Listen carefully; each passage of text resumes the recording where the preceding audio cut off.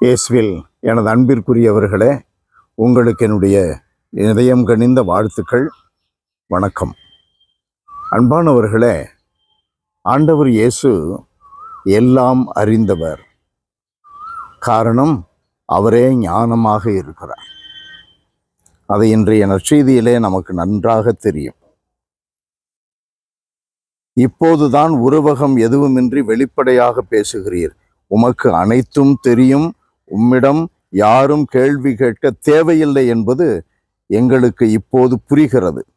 இதிலிருந்து நீர் கடவுளிடமிருந்து வந்தவர் என்பதை நம்புகிறோம் என்றார்கள்.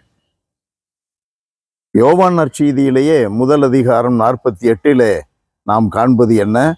நதனேயேலை, நீ அத்திமரத்தின் கீழ் இருந்த பொழுதே நான் உன்னை கண்டேன் என்று ஆண்டவர் சொல்லுகிறார். யோவான் நற்செய்தியிலே 2வது அதிகாரம், அதில் 24 25 வரை நாம் பார்க்க முடியும். ஆண்டவர் இயேசுவை பற்றி, மனிதரை பற்றி அவருக்கு யாரும் எடுத்து சொல்ல தேவையில்லை. ஏனெனில் மனித உள்ளத்தில் இருப்பதை அவர் அறிந்திருந்தார். அவருக்கு எல்லாம் தெரியும். அவர்தான் ஞானம், ஞானத்தின் ஊற்றே அவர்தான். அன்பானவர்களே, இப்படியாக பல இடங்களிலே அவர் மனிதனில் இருப்பதை சொல்ல தேவையில்லை.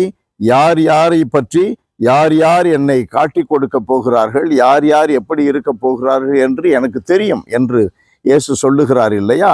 அவருக்கு அனைத்தும் தெரியும். அவரிடம் எதையும் மறைக்க முடியாது. 2வது, அவர் நம்மை உறுதிப்படுத்துகிறார். இன்றைய நற்செய்தியினுடைய கரு அதுதான். என்ன சொல்லுகிறார் பாருங்கள்.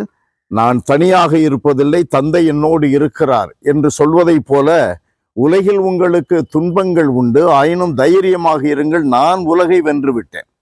அதனுடைய பொருள், அவர் நம்மோடு இருக்கிறார். ஆகவே நாம் மனம் தளர தேவையில்லை, துன்பங்களை கண்டு துவண்டு போக தேவையில்லை. நம்முடைய பலவீனங்கள் அவருக்கு தெரியும், நம்முடைய பலம் அவருக்கு தெரியும், நம்முடைய சோதனைகள் அவருக்கு தெரியும், நம்முடைய சூழல்கள் அவருக்கு தெரியும். அவரிடம் நாம் நம்மை ஒப்படைத்து விட்டால் நம்மை உறுதிப்படுத்துகிறார், மனம் தளராமல் பார்த்து கொள்ளுகிறார். அவர் நம்மோடு இருக்கிறார், நாம் தனியாக இல்லை. ஞானம் நிறைந்தவர் நம்மோடு இருக்கிறார் என்றால் எந்த சூழலிலும் நாம் சமாளிக்க முடியும், வாழ முடியும். அந்த உண்மையை நாம் உணர்ந்து கொள்ள வேண்டும். காரணம், ஞானத்தின் ஊற்று இயேசு ஆண்டவர் நம்மோடு இருக்கிறார், நாம் தனியாக இல்லை. அன்பான எங்கள் கடவுளே, உம்மை போற்றி புகழுகிறோம், வாழ்த்தி வணங்குகிறோம், தாழ்மையோடு ஆராதிக்கிறோம்.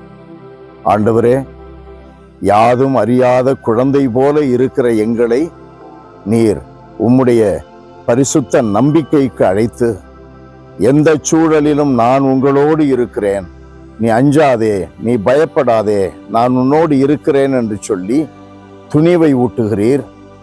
எந்த சவாலையும் ஏற்றுக்கொண்டு, எந்த போராட்டத்தையும் எதிர்த்து நின்று வெல்ல எங்களுக்கு சக்தி கொடுக்கிறீர்.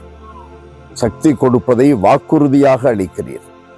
இதை என்றும் உணர்ந்து ஆண்டவரே, அதை அனுபவிக்கின்றவர்களாய் எங்களுடைய வாழ்க்கை போராட்டங்களில் உம்முடைய நாமமே எங்களுக்கு ஆயுதமாக, உம்முடைய வார்த்தையே எங்களுக்கு கேடயமாக, ஆண்டவரே, நீர் எங்களுக்கு காட்டுகின்ற அன்பே எங்களுக்கு பாதுகாப்பாக இருக்கும்படி எங்களை ஆசீர்வதித்தருளும். இயேசுவின் நாமத்தில் ஜெபிக்கிறோம் பிதாவே. ஆமென், ஆமென்.